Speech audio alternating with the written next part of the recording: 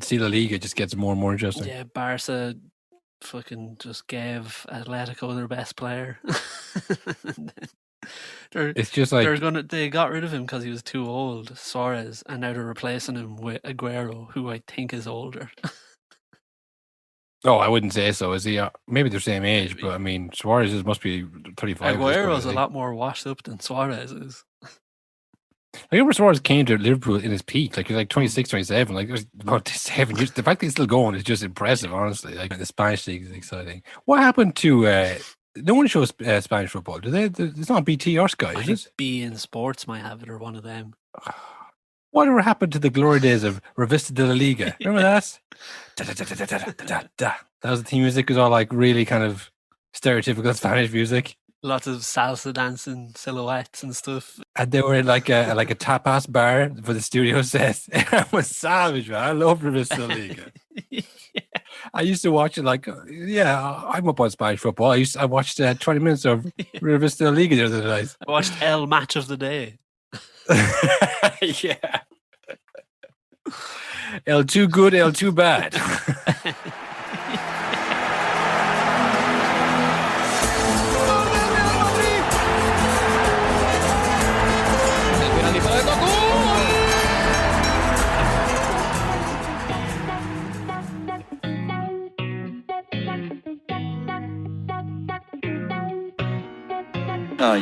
Honestly, that is nonsense.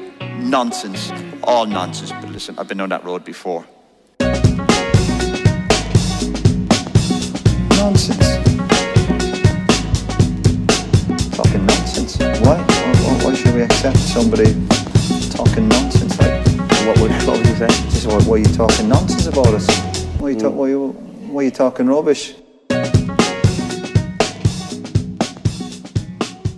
Hello, everybody, and welcome to a No Nonsense podcast with Cathal and Will. Just when you think you're out, they pull you back in. An exciting week, Will. A really exciting week. We had FA Cup action. We had last-minute winners. It was unbelievable, really. It turns out fans really matter. Like, it makes a big difference. The crowd noise has improved. I will say that the crowd noise has improved. To the point where you kind of think this is how it always was. Yeah. And then you have fans actually come in and the goal is actually scored. And you go, oh no, yeah, that's the real thing. That's real butter. People were crying. So it was a really great week for the FA Cup. One of the games that usually kind of, it's traditionally big, but not really. Yeah. I mean, there's other games. There's other bigger games. And the Premier League, when we thought it was boring all year, really. Let's be honest. It was a done race for a long time. And then, as soon as it's all over, people just let loose of their inhibitions, I suppose. And just, who cares about defending? Let's just end to end. It was like a great game, Aston Villa, Crystal Palace. The Liverpool game was great as well. I mean, the key to... Actually, Will, isn't this what the Super League is going to be? Once relegation and promotion off the table... Maybe the game. Wait a second. Oh, wait a minute. They knew what they were doing the whole time. And of course, as well, we got some great reaction to our team of the year on Instagram. A lot of dialogue started with that. Too much dialogue for me. I have a few bones to pick about that. With the team of the year? Kind of. So for those who don't know, on our Instagram, no_nonsense_pod. Cottle did up a lovely graphic of our teams of the year. Oh, thank you. Cottle's one. He had a pretty funny Photoshop of him. I think it was like Gary Neville or someone your head was on in the suit and tie. It just, it was professional. It could be me. It could be me. It looked a lot like me, I would say, in a suit. In a suit, professional. All your players were lined up professionally, like very serious. Mm-hmm. But then when you swiped right to my team, all of my players were, how would I describe it? Being silly, I would say. Wan-Bissaka was doing some kind of spider pose. They were all like mid-scream. Fernandinho looked like he'd been shot. Can I just say, I mean, when I did the team of the year, when I was doing up the graphic, I did my team first because I knew that team. And then I... I had to listen back to the podcast, listen back to the episode, available on Spotify, Google Podcasts, Apple Music, anywhere you get your podcast. Really, listen back to the episodes and to listen to your team. And I thought, I should use different pictures because we have some similar players, and I just picked random pictures from Google Images. If you think they're silly, Will, I think you're probably projecting on your regret for picking the team. If you're saying that I intentionally picked players that look sillier to subconsciously sway people to think that my team was better, I think you're out of your mind if you've said that. It looked like you had gone to, say, for like Fernandinho, you had gone to Google Images and then gone to the last page and picked the last. No, picture. I did not pick pictures of the players so that would look like they were unhappy to be in your team. I didn't do that. I can't believe you even accuse me of that. My fonts were a bit different. The font, if you're saying that, and then finally, where you had you on a professional man's body, mine was what I thought was my face on Tony Pulis's body, but on closer inspection, it was just a picture of Tony Pulis. Manager of the Year, Tony Pulis. You put some respect on his name. You should be honoured. That's what my thinking was there. I was trying to honour you, Will. I wasn't trying to belittle you by putting a kick and chase manager. I wasn't implying that you have an inferior tactical mind to me. I wouldn't do that. And so I was riled up by that. And then the comments started coming in. And I started getting a few directed at me and having 3 United players in my back line. Yeah. So, and you know what? They're probably right. It's probably a bit biased. So I'm actually going to change my team of the year now. Whoa, I'm going to do it live. I don't know about that. I'm not. I think we have to check with the rules on that one. I don't know if we can change it after it's been published. No, because look, because I was reading it and I was thinking back on it and I thought, yeah, you know what? It's about the other people. It's not about me. So my new team of the year is in goal. I have Dean Henderson at the back. I have Wan-Bissaka, Luke Shaw. I have Harry Maguire. I have Lindelof in the middle. I have Fred McTominay. Then I have Bruno, Greenwood, Rashford, Cavani up top. Fuck off. Don't fucking come at me. Make your own podcast. Make your own team of the year. Not having it. We should be engaging with the fans, Will. We should be respecting their opinion. We're trying to get them on side here. Nah, fuck them. Yeah, no, look, it's one of those things. The game is about opinions. Well, it's a game of opinions. That's the game in its purest form, writing down teams on a copybook and saying this is your team of the year. But I think we made some good arguments. Some salient thoughts were expressed on the last episode, and I stand by mine. I know you're probably being a bit tongue in cheek there, picking the whole United team, but I think it overall a good episode and 2 good teams. And look, it's not every cup of tea, but that's our job as journalists. Will we take on these responsibilities, knowing the treachery that may wait for us in the competition? But you know what? We do it again, all over. Oh, I think we've lost Will. Technical difficulties once again. We should really sort this out. We should really get to the bottom of this. Can't be happening 2 in a row. People are going to think we're amateur or something. So the first game I suppose we'll look at, I suppose the FA Cup. That was the big game. That's what I think everybody was watching. Like I said, the fans really make a huge difference. Man, yeah, massive. Like on the face of it, it really wasn't a great game. Do you know what I mean? But it felt like a win for everybody just to watch it. I mean, obviously, unless you're a Chelsea fan, of course. But having the fans back and watching Gary Lineker choke up at the end. Are you watching that? Well, I had originally just had it on telly. I just put it on the first channel. I saw it on. I'd forgot it's the FA Cup, so I had it on BT at first. And I was like, this is weird that it's on BT. They must have paid a lot for the rights, thinking it was only on BT. So first of all, BT started 2.5 hours before the game started. Ooh, that's a long fucking pre-game. So you were probably like me thinking, they've got some good stuff lined up here, some good interviews, some packages. Right, yeah, sure. Yeah, a lot of good stuff. A lot of interviews with, like, I don't know, Vardy or clips from FA Cups.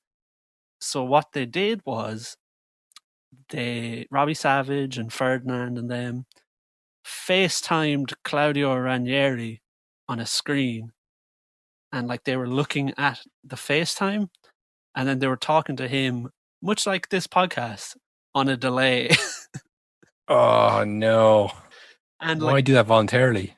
what could they not have done an interview with him, pre-recorded it, or like gotten him to a studio somewhere? It was literally like him holding his phone on the front camera. He didn't have a very good phone, it seemed, either. And then he was doing a house tour. What? They were like, "Oh, you heard you have a nice view. Go on, show us the view." And then it's like him getting up and walking around the house. He's like, "Sorry, 1 sec." I couldn't believe man, unedited, raw. raw, because they had like 2 hours to fill and nothing to fill it with. Oh, So then dear Jesus. that ended, and I was like, "Oh my god." Well, now they probably got some good stuff coming up now that they've done that. They FaceTimed Michael Owen. But he works there. Why just get him in? He does no affiliation to either club, really. Why not just get him in? So do you know what he did? Have a guess. He gave his house tour. Correct. I saw his trophy room. No, he gave a house tour as well. I saw his trophy room, and they were like, "Wow, very impressive." And that was when I was like, "This has to be on BBC as well. There's no way." And I changed it over. And then as soon as I changed it over to BBC, it was like an interview with Vardy that was real well shot and stuff with clips. Gary Lineker was talking about his dad, and I was like, "Why would anyone pay for BT Sport?" I'm telling you, man. Why did they bother buying the rights? Oh man, I couldn't believe it. I remember that they started that before. I always thought the glory days of Sky Sports, where it was like half an hour pre-game for every game. Maybe if it was like United Liverpool, it'd be an hour. Yeah. But they'd only make an hour if they had something they really thought was worthwhile putting on. Yeah. Everything else, like half an hour, you give the teams first 15 minutes, second 50 minutes, you guess how they're going to play, but they know no one's here to see us. We're just here to watch the games. And then I think it was ESPN came in first, and they had an hour before the games because they had paid a lot of money to get in on the Premier League Act, and it was like just painful stuff. Like the first, because you couldn't help yourself. If they had a game that started at 4, if their coverage started at 4, you would tune in at 4 to see. Yeah. And I was just like, why am I watching this? What am I doing with my time? Yeah. But now, since BT have become a real threat, everything is an hour previous to that, and they're trying to like add some kind of value added when there's nothing to add. But 2.5 hours, that is excessive. Hours. It was ridiculous. The 2.5 hours with nothing to fill it with, like it was absurd. That's unbelievable, man. Unbelievably bad. It's a great game though. Oh yeah, once the game started, it was good. But I imagine it's an advertising thing as well, where they're like, the longer the pre-show, the more ads people are going to watch. So keep making it longer. Yeah, maybe that's probably thinking as well. But yeah, you would have thought. I think beforehand we were hoping that Leicester would win. I think we didn't outright make a prediction. We just kind of more of a wish once again that we hope and wish that Leicester win. And I suppose it was all kind of this is a great day for football and great to have fans back, and we're coming out of this. Yeah. But it's kind of like VAR is fine as long as the bad guys lose, kind of thing. I mean, that VAR decision was as bullshit as I've seen all year. Like he was basically level. But just the kind of. But like his feet were behind the other player. What advantage does he have? Yeah, his chest was like a slightly above. Yeah. And people were like, good decisions. Like, if it was the other way around, you would have said, "Oh, VAR just ruined a classic FA Cup moment where the little guy wins." Yeah. Like, well, like I said, I wanted Leicester to win. Like for players like Schmeichel, who had an unbelievable game. I mean, no matter what he does, people are always going to say, "Well, Peter." So, like, everything that he can win, I want to see him win because he's always going to have that. So, I mean, glad for him to win the FA Cup. Glad for Vardy because again you can say, "Oh yeah," because about 10, 20 years, people say, "Oh yeah, Vardy, he won one league, whatever." They'll disrespect him. Yeah, like and again, the more trophies that man can win, the better because he's been an unbelievable player. So it's great to see players that get trophies, but like in that fashion, all year, people been saying this is a travesty for football. But like once it's Chelsea losing, it's like sounds good to me. Yeah. What about that cheer when they got that VAR turned over? What a great cheer that was. It's like, come on. If it was roles reversed, you'd be saying they've ruined the FA Cup. What else do they take from us? But I think that was the thing as well. That was probably why this season was so bad, was when those VAR calls happen and there's no crowd, there's no like redeemable thing for it. But when it like it's like adds an extra moment to it, you're like, okay, at least it's something. Like the crowd going wild for that was savage. It was like they were louder for that than the goal. Yeah, but I just when I don't agree with the call, I just think like, well, you know, you've lost sight of it here now. We're all kind of VAR is bad until it's for your team, and then I'm going to cheer like a maniac at the result. Yes, you know, it's like, you know, it's a net loss. Like, you know what I mean? It's not, you know, just because. Yeah, definitely. You know, I thought it was a great goal. Like, it was a great kind of equalizing goal, and Chelsea probably deserved it too. They were very much on top. Yeah. Like I say, Schmeichel, I don't know how he kept out some of them goals. But yeah, like, he had two outrageous saves. Yeah. I wonder will him, Vardy, and Morgan maybe, they probably get a statue at the club sometime, I imagine. The statue thing, and I will admit, it was started by Arsenal. I mean, what the fuck is that, man? Like, usually I'm all for the statue.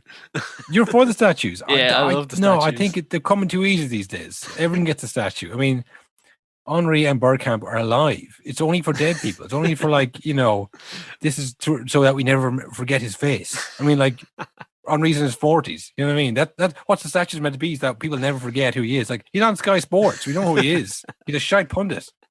You know.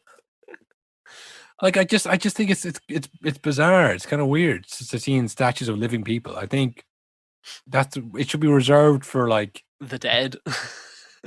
Yeah, like, who are the boys that you know, the World Cup winners at West Ham, Bobby Moore and them? Yeah, and United have, like, they have statues, statues, and Charlton and all that shit. Yeah. Posthumously, because it's like, you know, this. Don't forget these boys. These boys built this club, you know. But when they're alive, like middle aged, I think no. Like, we're going to see them enough. Like, we don't need to have a statue yet. Like, you know, if Henry passes away, you know, as he will, and you're still talking about him, or maybe you're not. Maybe it's like, you know, people need to be reminded of Henry and Bergkamp, right? The Invincibles. People forget. I think building a statue while you're alive, it's a no for me. It's not for you. No. I'll cancel the no nonsense statue I had planned. Well, shit! Damn it! Outside our studios here, at the tallest peak of Carrow Town, that's where we record our podcasts, overlooking the town. That's why the quality is so bad. That's why we keep cutting out, because the Wi-Fi up here at the top of the foundry isn't great. That'd be sweet.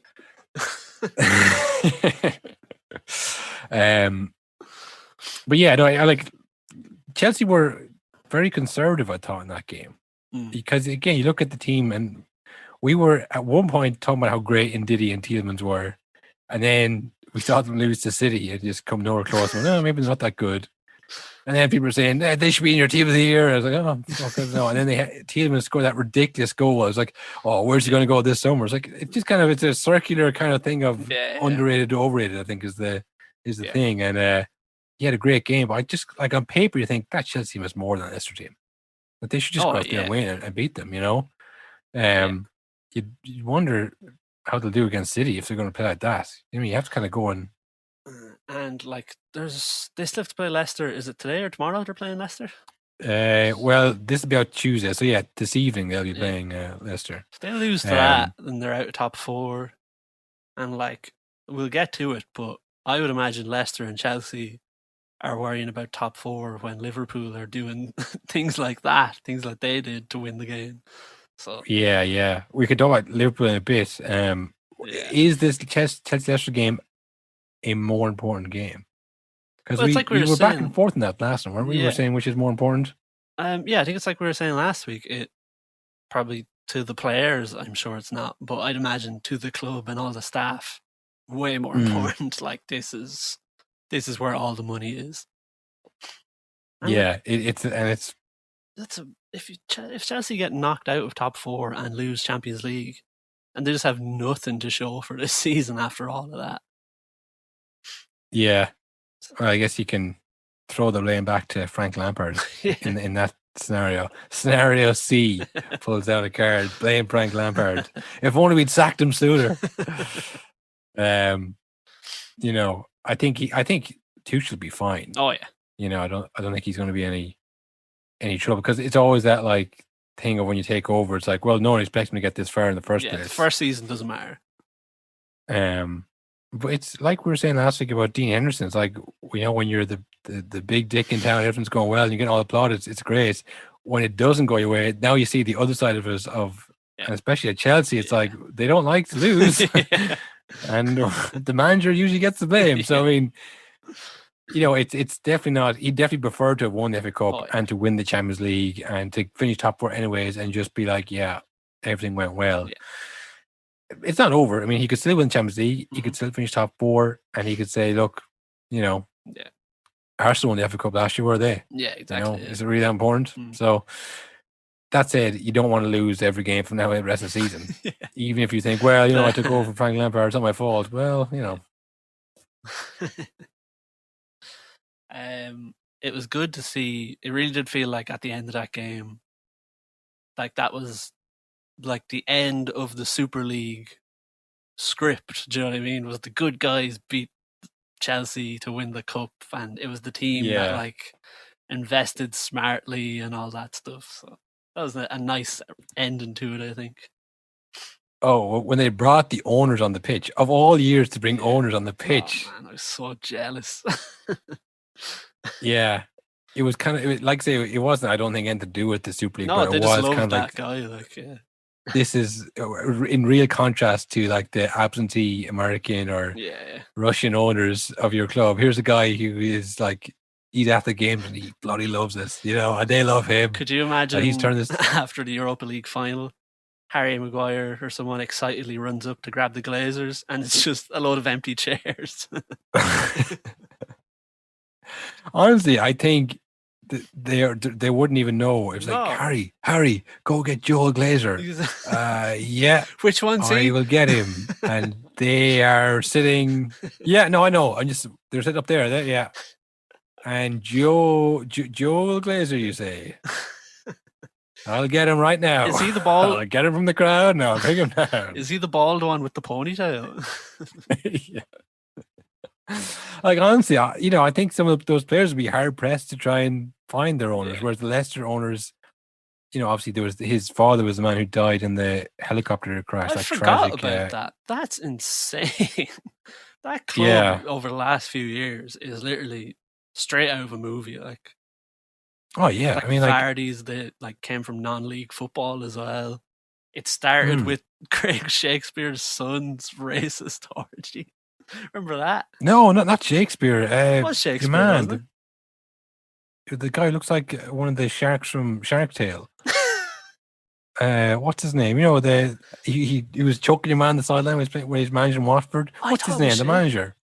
Was it Pawson or something? Pawson. I thought I might have made that up. I think it was Shakespeare's son. No, Shakespeare was a coach there. Oh, Shakespeare took over, did he? Leicester. When you Google Leicester, the loads of fireworks come up. That's cool. That's cool. What happens if you Google Chelsea? Stink lines, I think. Manager Leicester's son, Thailand. It was Thailand, wasn't it? They were riding ladyboys. Yeah. And saying slurs while they were doing it. Nigel Pearson. Yeah. And was James Pearson his son. Apologies to Shakespeare. Yeah, man. Yeah, remember he's like the big tough guy. And then when they won, he's like, you know, that was my team. I went on and wrote them at the end of the season, and you know. But that was the start of it, and then it's like snowballed into the most insane football story.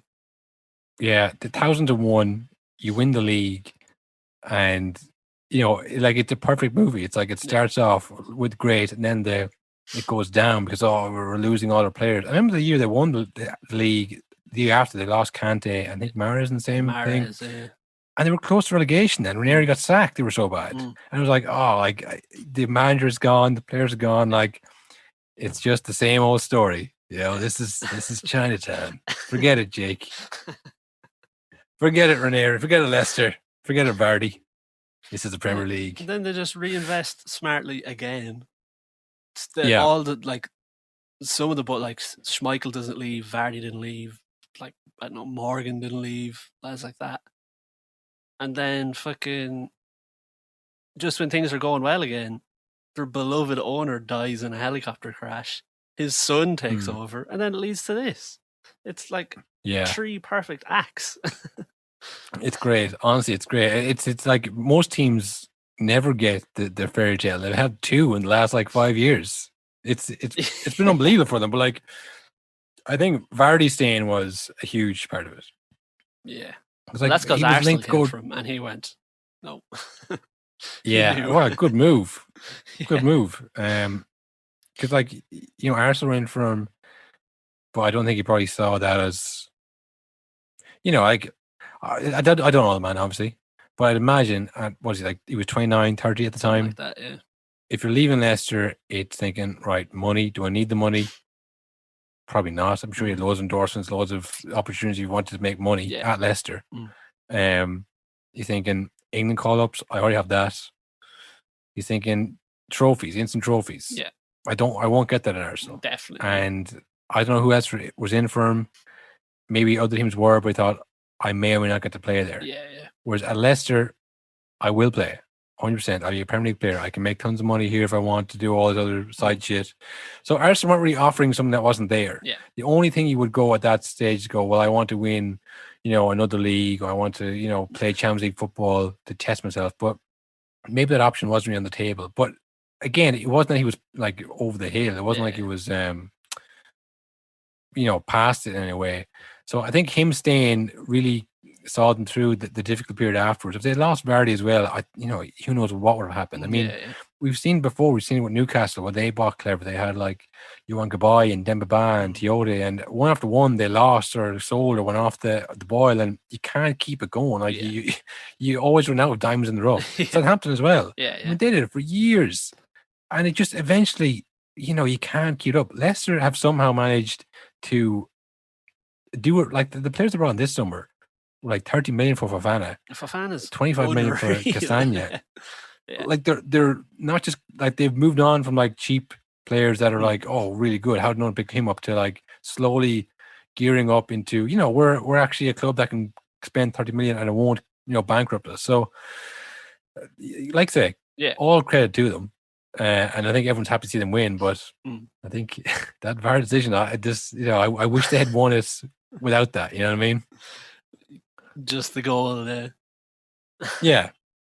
Just the wonder goal and more wonder saves.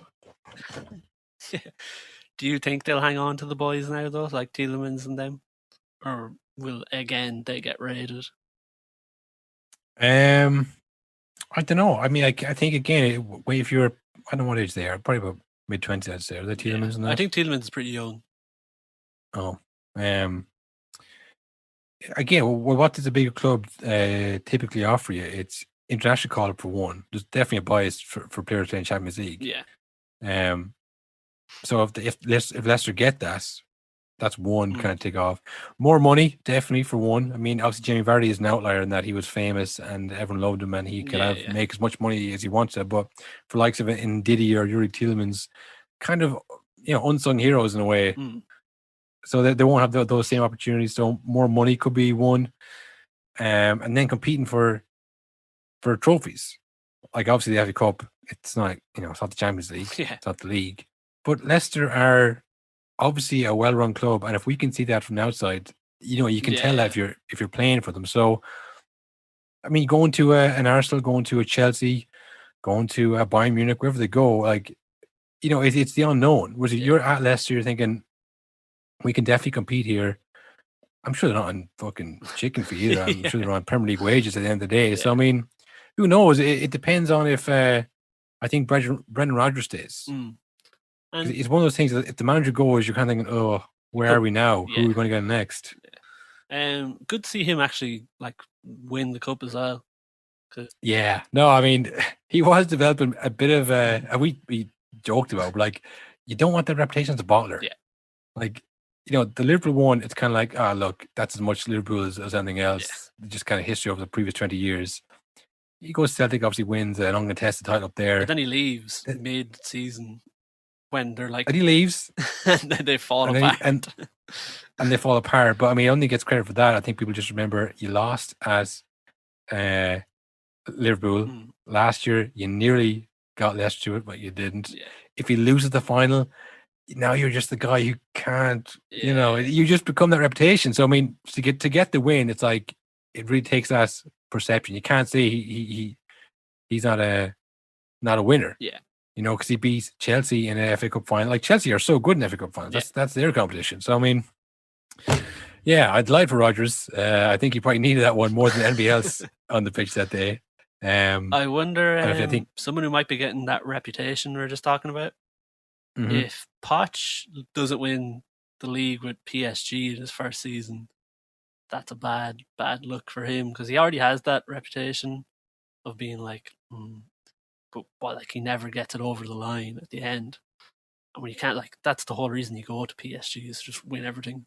So yeah, again, I think people will say that's as much Tottenham as everything else. But the PSG one, again, I think it's similar to Tuchel. You come in midway through the season, no one's going to really put the blame on you. Obviously, at this point, the longer the season goes on, the more blame puts on you. You've been in charge for a few weeks now. The French league is very tight. You watched the Lille game did you?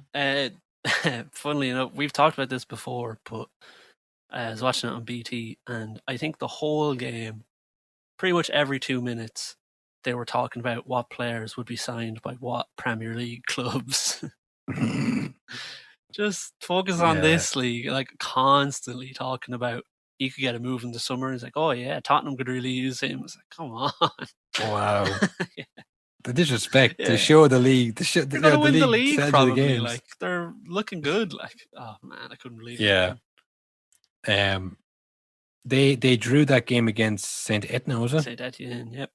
Saint Etienne, sorry. Brutal game also. Dull. Yeah. And PSG won 4-0. So I think Monaco are still technically in it. Yeah, they won, I think. I think everyone else won, except for Lille. So going into the last day. So it'll go down to the last day in the league. Yeah, PSG you would have thought would be favourites to win that league easily, but in theory they could come third. Yeah, which is mad. But it's kind of, I don't know if you saw actually. This just popped into my head, but did you see what happened over in Glasgow at the weekend after Rangers won the title? No. Man, they tore the city apart. Like, did they? Destroyed the place. And there was like riots and people getting their heads kicked in and songs about killing cats. From the Rangers fans, you say? I don't believe it. Yeah. Not the Rangers fans. In Glasgow, Scotland. Yeah. You're saying there's people after a football match causing ructions? That's incredible. But like, looking at the videos of it, it seemed like they had just been told the club was after, like going bust. They would never be seen again. Like, they seemed so angry again. You mean the club's going bust again? But they seemed so furious. But they had won the title. They went unbeaten all season. And their answer to that was just go around kicking the head out of each other and singing about killing Catholics. Jesus Christ, man. Bizarre. Yeah, good to see the fans back, You missed them, wouldn't you? You'd miss them. But I like this kind of this European tour roundup. We did that last episode too, but some of the leagues, like say in Germany, this has now become like one-up European league trivia. Oh yeah, well in Europe, Lewandowski equaled Gerd Muller's record, 40 goals. We backed him all the way, Will, when no one else would. We said Lewandowski, good footballer. Yeah, we said, hey, did you ever notice he is actually quite good? And then he immediately got injured after we said he'd never got injured. Yeah. I mean, he would have beaten it by about 10 if he had stayed fit for those few games he missed. I think he still has one more game to go. He has 40 goals. he already put up a kind of a post saying, thank you to the ones who've come before and great man Gerd Muller and all this stuff. So I don't good know for if you him. saw the hashtag the Bundesliga were using for it. Did you? No. It was reminiscent of. Do you remember the Taken movies would be like Take 3N or like T4KEN? It was Levin Golski, but it was Levin Go 4-0 Elski. So it was Levin Go 4 Stulski. It was damn. awful. I hope Thomas Moore saw some cashish for that, because people took the piss out of him for about 6 months after he said that, and now the Bundesliga are using it because it was a cute little hashtag. Yeah. So Bayern won that for ages, and Lewandowski is just like really kicking them when they're down, just trying his best to score against these teams. How many teams, like what, 4 or 5-0 that game? That is a real shame. If you were any of the other teams, you're like, oh fuck, he's going for a record still. Any other, yeah. Usually this would be the time you'd beat Bayern. You get your famous win in the Allianz Arena, but no, not this year. Lewandowski's on a mission. And Dortmund as well. They got the top 4, the Champions League. That's now locked in, secured. Which they looked like they weren't going to get it at one stage, and it looked like Sancho was going to go.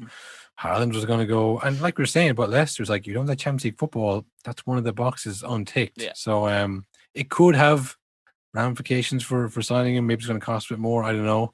But if you're Dortmund, you don't want to lose him now. You want to go into Champions League and get hockey without your 2 best players. So that might make things interesting in the summer.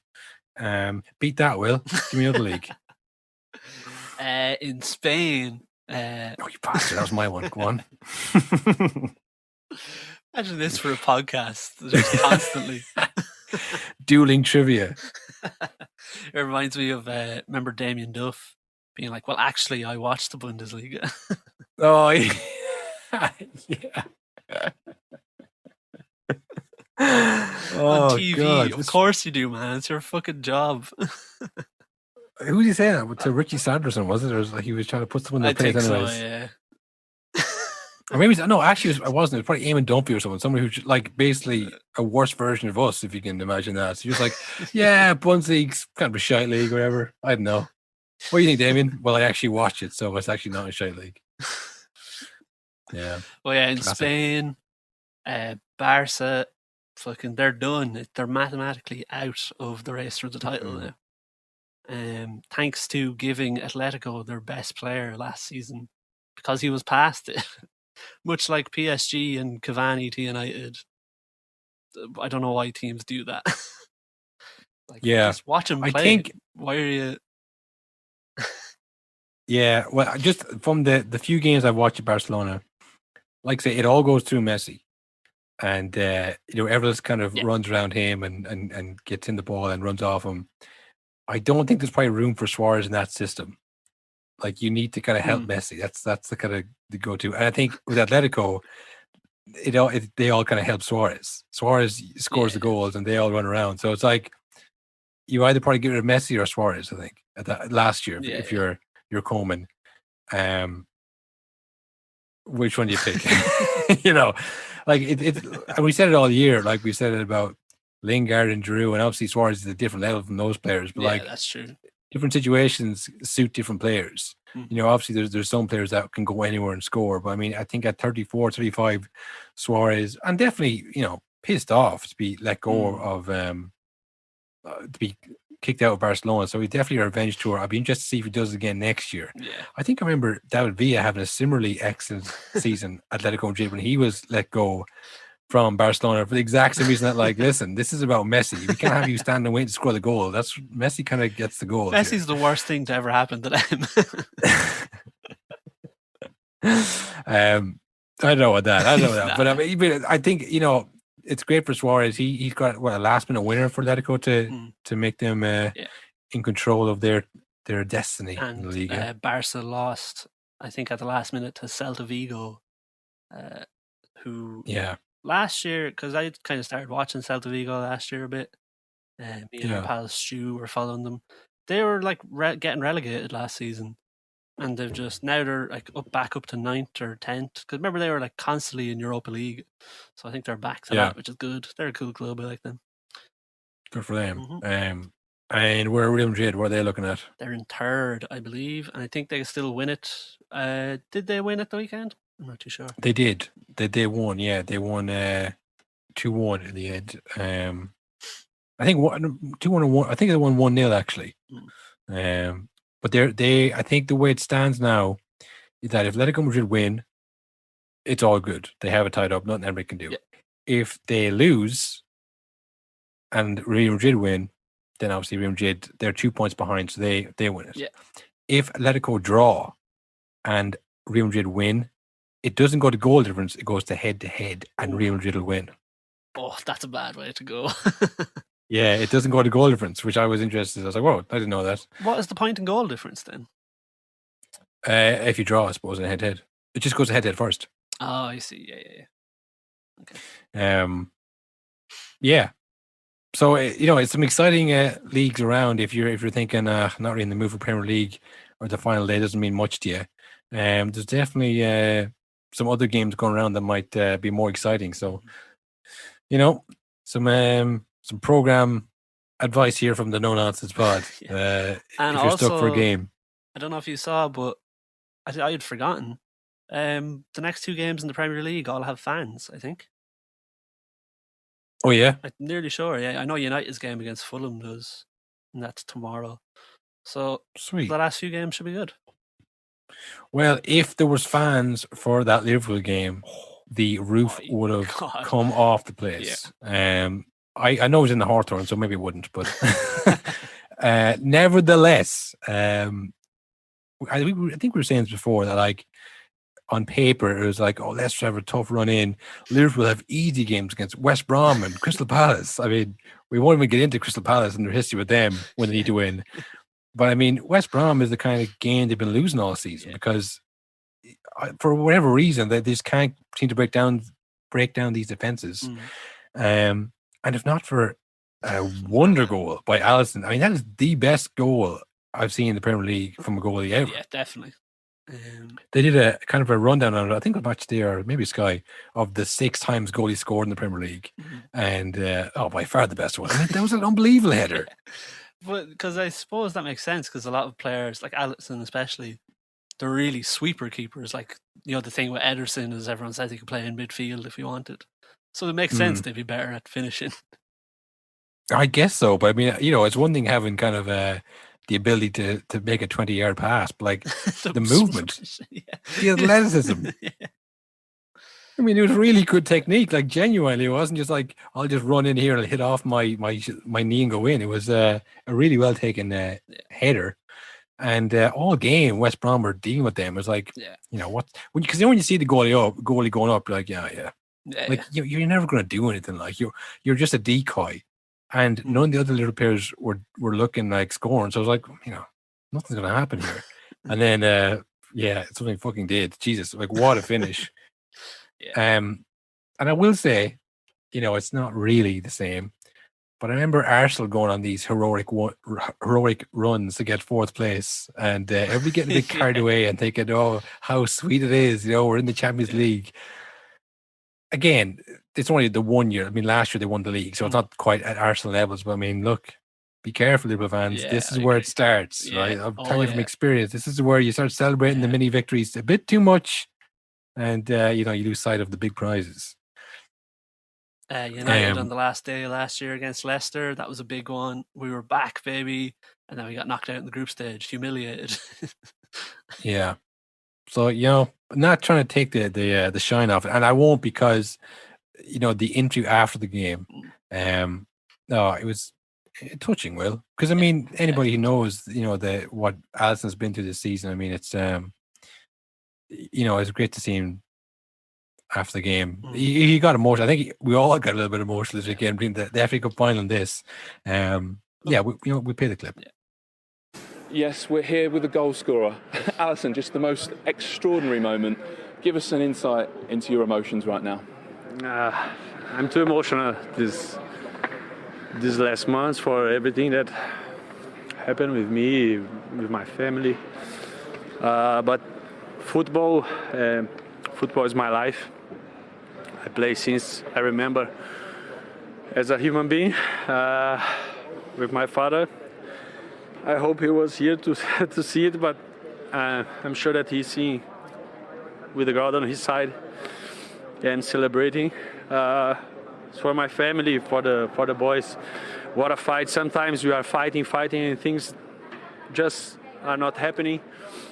As this afternoon here, and just scoring this goal, I'm really happy to help them because they fight a lot. We fight a lot together, and we have a strong goal to achieve the Champions League because we won it once, and you know that everything starts with a qualification. So I can't be more happy than I am now. Was it an incredibly emotional celebration for you? Not just with everything going on with the team, with everything you've been through personally as well. Yeah. I've been away from interviews from a long time. And it was a difficult time because always when I talk about it, I get emotional on that. But I just really want to thank all of you, all the Premier League, all the players. I received letters from managers, from teams, from, for example, Everton and Ancelotti, all the players. Man City, Chelsea. I don't want to be not fair with the others that I don't remember, but I just want to say thank you for everybody, for the supporters from the team. If it wasn't you, I could never get through this because I'm just away from my family since the thing happened. My family, I mean, my mother, my wife have been amazing with me. My kids give me energy. And this is what we feel, the love from God. This is the way God loves us, through people. And we should do that every time, every day. But I just want to say thank you at this moment. And the celebration, I don't know how to celebrate that. And hopefully I don't need to come so many times to the box to score a goal. Hopefully our players will do that for me. I just have to think and defend and to help them there. Yeah, no, I mean, it's been a tough year, I think, for everyone at Liverpool because, like, obviously, if you know what happened to Alisson and his dad passing away, and like he says there, hadn't seen his mother since, and you know, it'd be very tough to kind of carry on like that. You know what I mean? So I don't know. It's great to see, to be honest. It really was a great weekend. Just like I say, when you think it's all over and nothing good is going to happen in the league. I mean, it's been great. Yeah. We didn't even talk about Gary Lineker as well, literally in tears and jumping for joy as Leicester won the cup because his father had been to every Leicester FA Cup final they'd lost and stuff like that. Yeah, no, I mean, unreal stuff. And like it is kind of a bit corny, but like that is kind of, you know, you get lost in like no crowds and the Super League controversy, and it's like, what am I watching? Like, I mean, it's when the fans come back in and you hear stories like that, and it's about family and friends, that kind of stuff. I think, yeah, that's why it's important. You know what I mean? That's why it means so much to people. So, no, it was, you know, whether you're a Liverpool fan or not, it was just really nice to see, I think. Yeah, definitely. Yeah, but even, I think that's definitely a reminder of. Because, you know, that whole fucking quote you see all over the place now, the whole, like, football without fans is nothing. Then you watch the whole season of football without fans, it's like, you can do it without the fans. But then when you actually see the fans back, you're like, oh, no, this is totally different. Yeah. Well, now I couldn't go back to it again now. Yeah. So that puts Liverpool, like we say, on a march to the top four in an Arsenal-like resurgence towards the end of the season to get the top four space. If your goalie is scoring in the 95th minute to win games, you're getting top four. I don't think there's any question. It's just it's written in the stars. Like, although, like I say, they wouldn't have beaten West Brom if not for that moment of, you know, complete ridiculousness, really. So, and who they have next? Crystal Palace. Palace, I think. Yeah. Ooh, they have a history with them. Well, they sure do. But the momentum is with them. And this is all I have to focus on. And do you think they can do it? Really? Yeah, I think they'll do it. I think Liverpool will get top four. Unfortunately, I do think Leicester are going to drop out. Where are we Which is a now? shame. I got to tell people Liverpool are in 5th. 63 points, a point off Chelsea. Chelsea play Leicester, and then someone. They play Leicester next tonight. No, Wednesday night is it? Not too sure. No, yeah, they play them tonight. Tuesday night. Play them tonight. They play Villa, and then they play Man City in the Champions League final. Yeah, it's not the best because, obviously Leicester have their number. Villa, you imagine they win that one. Yeah. But if they they lose to Leicester and they beat Villa, that'll put them on 67 points. Liverpool have to play Crystal Palace next on Sunday. No, they don't. Sorry. They play Burnley next. Ooh. And Burnley on the back for spanking. Don't forget. Yeah. And we know how Burnley operate. We talked about them before. They go win a game by lots of goals, get hammered by lots of goals, win a game by lots of goals, hammered by lots of goals. That's how they operate. Sean Dyche is not going to accept this on the beach crack. You know what I mean? He's seen that probably seeping in, and now it's been confirmed. And he's thinking, oh no, we're not going to go now and lose 6-0 to Liverpool. That. We're going to go and we're going to get a result against Liverpool. Yeah. That's what when the fixture list comes out, these are the games that Sean Dyche wants to play. So he's not going to have his team rolling over for them. Yeah. And then of course Crystal Palace, another potential banana skin for Liverpool. So I mean, essentially they have to win both games and hope Chelsea lose one. But I could see them losing two of them, Liverpool. But I don't know. The other team then, say, is Leicester. I think they're good points ahead, are they? They're 2 points extra. I think so, yeah. They play Chelsea and then Tottenham, I think. 2 more tough games. Are Tottenham mathematically in it? I don't think. Oh, I think they are, but it would need a collapse from all the other teams. They have to have Chelsea lose and Liverpool lose both their games, wouldn't they, for them to? Yeah, I think it's something like that. So yeah, we would say so. West Ham out now. I mean, West Ham on similar points. Like I think I said last week, Liverpool, Leicester, Chelsea. One will miss out. I don't think anybody else is going to sneak in there. Yeah. I suppose you're right. Maybe you would have to back Liverpool if your goalie scoring in the last minute. Maybe the stars are with you, but the plot armor is too thick. Like I said, it's a little bit of excitement, and I was kind of thinking, yeah, it's all done, it's all wrapped up, but they've got me again. I'm looking forward to these games now. I'm slightly invested in this top 4 race when I never thought it would be. I mean, as well, there's going to be fans in Anfield for those games. Well, whatever one's in Anfield. Yeah. So that's going to make a massive difference. Yeah, and unfortunately for West Ham, there'll be fans for them too. Yeah. The one team who's been better at home this season without fans. I think United, Liverpool, Tottenham, Arsenal have all been terrible at home and no fans just haven't been thriving, feasting when nobody shouting abuse of their own players. I wonder will they they're just quietly announcing the tickets are for sale. They're posting it into spam emails and stuff. Yeah, it's way down on the website. Scroll all the way down to get those tickets, folks. Yeah.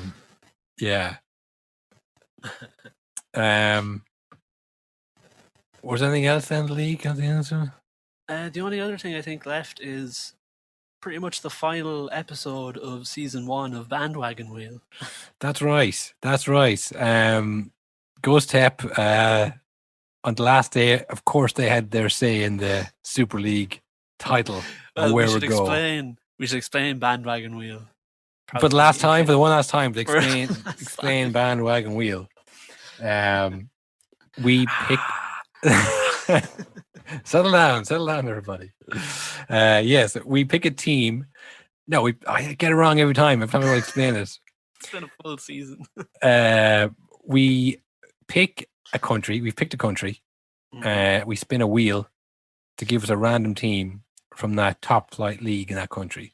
Yeah. We picked Turkey, and the team that the wheels spun out to us was Göztepe. And we followed them all year, and they were kind of mid-table all year. They lost some, they won some. But look, for a club like Göztepe, it's always good to stay up. So I mean, a positive season. Some positive results from it were beating Fenerbahce. Who could forget? That was great. The run, we went on like a 5 or 6 game winning run. We went on a 5-game winning streak. That was very exciting. Followed by a 5-game losing streak, I believe. I think we drew a few and lost the next 5. Yeah, it wasn't quite a 5-game losing, but it was a bad run. It's kind of ups and downs. That happens with every team every season. But in the end, Göztepe weren't really in contention for the title or for any of the European spots. But we played Besiktas on the last day of the season, and Besiktas were in a 3-way fight with, you guessed it, Fenerbahce and Galatasaray to win the league.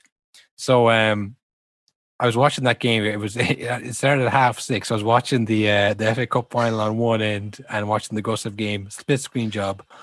Besiktas got off to a good start. They got the first goal, but then Göztepe, always with the final word, threw a spanner in the works and got a fortuitous goal. But it wasn't to be. Besiktas got the winning goal against Göztepe and won the league. Cue some raucous scenes on the pitch where Besiktas won the title. But yeah, a good season. And again, one of the highlights was the emergence of Halil Akbanar, the captain of Göztepe, 27 years of age, got his first call up for the Turkish national side. Last week, he was announced in the provisional Turkish squad. Oh, fuck. Yeah, it's the provisional squad. Oh, no. So he's on the bubble. He's on the bubble there. He's got to do well in Turkish training, I suppose. They might have some challenges against front. I don't know exactly. Well, remember last time he was on the Turkish squad, he was brought to train and then was not really used. Yeah, this is what the Turkish national team policy is, that they kind of bring an extended squad and then they bring a 23-man squad for the match day squad, I suppose. Yeah. That's what they did in the challenge games for the last European Championship qualifiers, or for the World Cup qualifiers just gone by. Halil got the call up and then didn't make the match day squad for the first game, and then came on as a very late sub in the second game. So, and since then his performances have dipped a little bit. I mean, I think he's racked up because he's heartbroken. I think he's racked up like 9 goals and 7 assists, and there's a few other attacking players in the Super League who are doing similar numbers. So we'll see. We're hoping to kind of continue him to the Euros and kind of support him in the absence of Ireland for the Euros. I think we'll go with Turkey anyway, even if he doesn't go. I think that'll be. I don't know. We might spin the wheel again. If Halil goes, we'll continue it on. But you know what? For the first season of Bandwagon Wheel, it was enjoyable for me, anyways. I think crack. I enjoyed it. If in another season, I think maybe we might have even gone over to a game if it wasn't for COVID and all that. We'll see. We might. We'll see for season 2. If we're still here for season 2, we might look at that as well. I don't know if you remember why we chose Turkey in the beginning. Was to follow Ozil over there and see how he got on. Has he done anything in the Turkish league? I don't know if I was going to follow him. I think we were talking about him at the time, and I was like, yeah, you know what, we'll do Turkey. Just see how the Turkish league is. See how we see what that level is over there. See what semi-retirement looks like for Mesut Ozil. And I like to say, I haven't heard a dicky bird from Ozil how well or how bad he's doing over there. But he didn't win the league anyway. No, he wasn't different for them. Göztepe made sure of that. Yes. Yeah, lovely stuff. Yeah,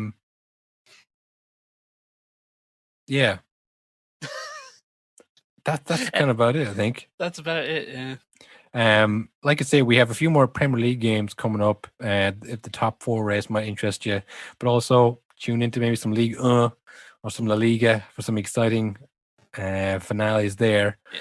And past that, we'll do. You know what, Will? I think maybe next episode, we might do our moments of the season. We got cut off last episode doing the team of the year, which I probably should have mentioned because every time we seem to mention it, the feed cuts out. but we didn't get to do a combined 11. And I maybe we mightn't do that because I feel like we may be swayed by some of the comments on the Instagram. I don't want to feel like we're pandering to the audience, and they probably wouldn't like that. So I think we'll leave the team of the year, but we might go through our moment of the season and perhaps a player of the year as well. We'll see. Kyle, I think next week, what we should do, because there won't be bandwagon wheel, so there'll be a space at the end of the episode. Mm-hmm. I think next week we induct the first 3 members into the No Nonsense Hall of Fame. Oh, we do the Hall of Fame. I could not care less for the Premier League Hall of Fame. Hall of Fame, baby. Oh, God. The Hall of Fame, man. Here we go. Statues for all of them. No, there was no statues. Not until they die. Not until we have to, bury Halil Akbanar. I'll put a statue for him. Bandwagon wheel. Bandwagon wheel is a segment where we pick a random team from a different country's league to support, just as we have with United and Arsenal respectively, because it makes about as much sense that we thought, why not become super fans for the year, just to show how ridiculous football is.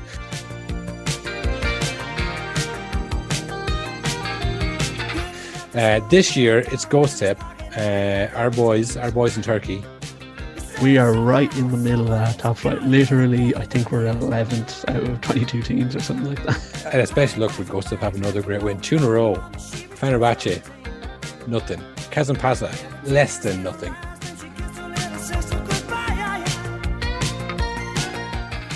We're doing it. We're edging close to that Europa League spot. We had a big win, huge win. And our main beautiful boy, Halil Akbanar. We're out of superlative at this point. Halil Akbanar. Halil Akbanar. Give it all up. It's to watch Halil Akbanar in his prime, pulling the strings, working his magic. Our captain, our leader, our legend.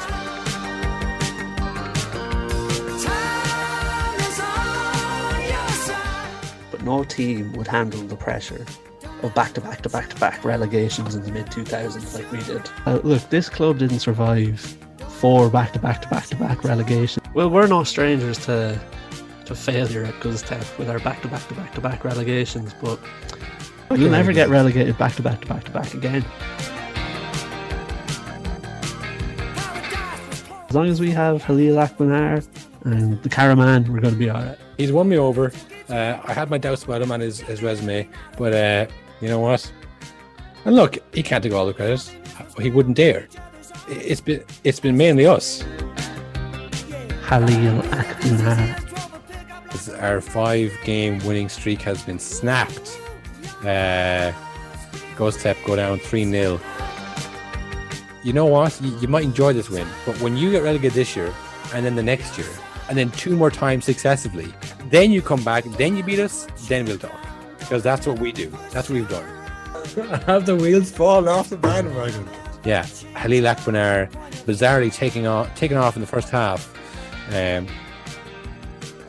Caraman, you've won me over in the last couple of weeks. Don't ruin it.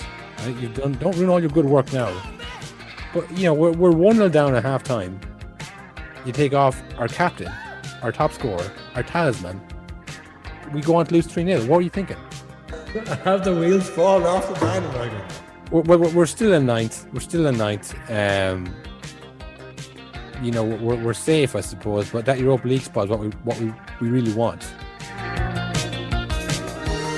invested in them over the last number of weeks. And to be fair, it was a bad week on the pitch, but it was a week of mixed results because our favourite player, our leader, our captain, our legend, Halil Akbanar, got his first call up to the Turkish international side. I'm more excited now for the Euros than I think I would be if Ireland were playing in them. But there ain't no point in talking when there's nobody listening, so we just ran away. He's going to the Euros. He's going to lead Turkey to Euro glory. You heard here first. Baby boy, yeah. Are Turkey in the Euros? They are. I looked it up earlier. They are in the Euros. Time is on your side. Before we get... did you see the big news from Turkey? From the translated tweet, it said Halil Akbanar something part of 26 squad, and it was a picture of him in the turkey kit. He made it. He did it. Yes. Yes. Come on to the Euros. I can't wait for the Euros now. Come on, Turkey. Yes. Everybody. Ali Akbar. Ali Akbar. Ali Akbar. Ali Akbar.